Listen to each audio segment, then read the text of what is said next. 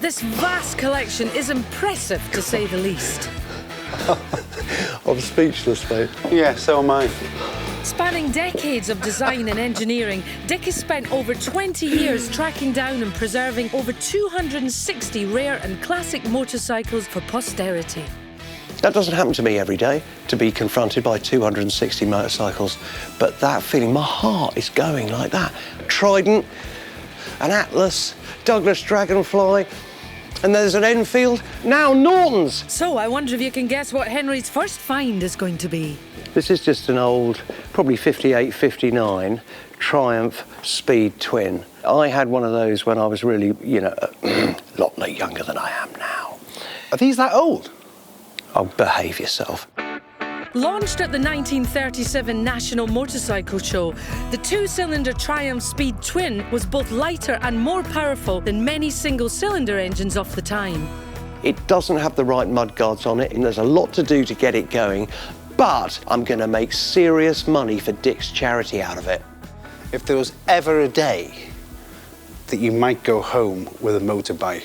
Today is today, mate. Hey, thank you. Can I get... No, get from there.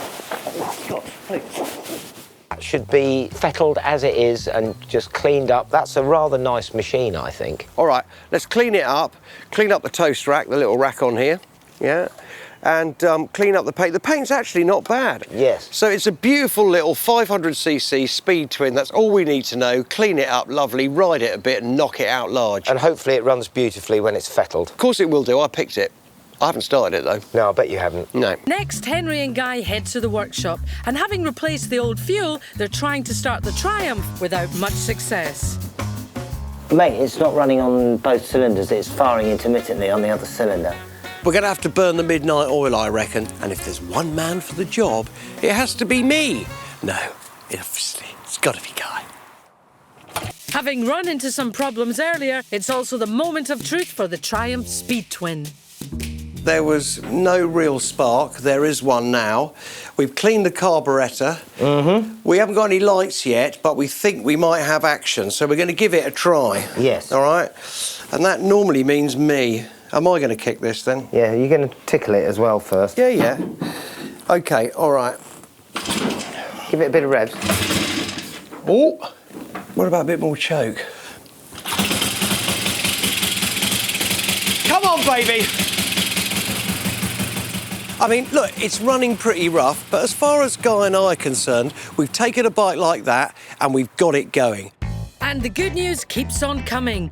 With the Speed Twin now a runner, Henry's meeting with a potential buyer at his workshop. We've basically got it running not very well. And there is an issue electronically because the only way it starts is when you go like that, and that shouldn't happen. So there is issues electrically. But you know, mate, these mint are 4.5, 5 grand. Yeah, now look, it is 2.5. Come on. Go on then, 2.5. All right, deal. Henry's made a sale, but will our valuer agree with his price? It's time for the first valuation. Yep, Triumph bike, looks in nice condition. It would, of course, had the bathtub fairing on it, Yep. but it's a good starter, classic bike. Sure. To get the Triumph Speed Twin motorcycle up and running, Henry spent £75 on parts, including a new battery. So Guy and I have fettled it and it's cleaned up really nicely with a lot of elbow grease.